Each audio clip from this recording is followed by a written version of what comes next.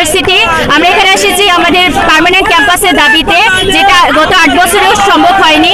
আমরা এখান থেকে ততক্ষণ পর্যন্ত উঠবো না যতক্ষণ পর্যন্ত আমাদের ভার্সিটির নাম পরিপূর্ণ দেওয়া হবে এবং আমাদের যে ময়লার বাগান, যেটা আমরা এতদিন যাবৎ আমরা দুর্ভোগটিতে ভুগে আসতেছি, সেটা আমাদেরকে এখনই সমাধান করে দিতে হবে। তো আমরা যতজন এখানে স্টুডেন্ট আসছি, আমরা দাবি পূরণ না হওয়া পর্যন্ত এখান থেকে উঠতেছি না, এটাই আমাদের সর্বোচ্চ দাবি।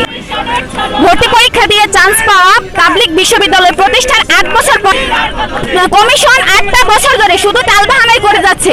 আমরা দাবির প্রেক্ষিতে কোনো সঠিক সিদ্ধান্ত না পাওয়া পর্যন্ত আমাদের সংগ্রাম চলবে। ময়লার বাগানের কাছে ক্লাস করা লাগে, সারা বিল্ডিং এ ক্লাস করা লাগে। ডিজিটাল ইউনিভার্সিটিতে কোনো ক্যাম্পাস নেই, এটা কোনো দেশে হয় না। আন্দোলন করে কেন নিতে হবে? এটা সরকারের পক্ষ থেকে দেওয়া উচিত।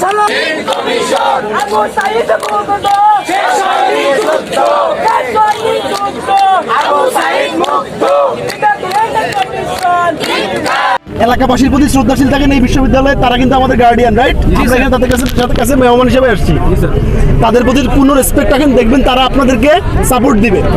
আর আমরা একটু প্রশাসনের অ্যাক্টিভিটি নিয়ে, যারা আমাদের উপজেলা প্রশাসন আছে, আমরা একটু দুঃখিত যে আসলে তারা তাদের সঠিকভাবে তাদের দায়িত্বগুলো পালন করতেছে কিনা, জনগণের সেবাগুলো করতেছে কিনা। একটা পাবলিক ইউনিভার্সিটি 50 ইয়ার্ডের মধ্যে প্রায় 50 একর সাইজের একটা ময়লার বাগান, যেখানে 600 স্টুডেন্ট। কোনো বিশ্ববিদ্যালয়ের পাশে ময়লার বাগান নাই স্যার। মানে এটা আসলে তারা কি দেখে না নাকি না দেখার ভান করে থাকে, তারা আসলে এটার জন্য কি রোল প্লে করছে আমরা জানি না। যাই হোক, আশা করি এখন এই বিষয়গুলো তাদের সুনজরে অলরেডি আসছে। আমাদের যে বাকি বিষয়গুলো আছে এগুলো সুনজরে আসবে।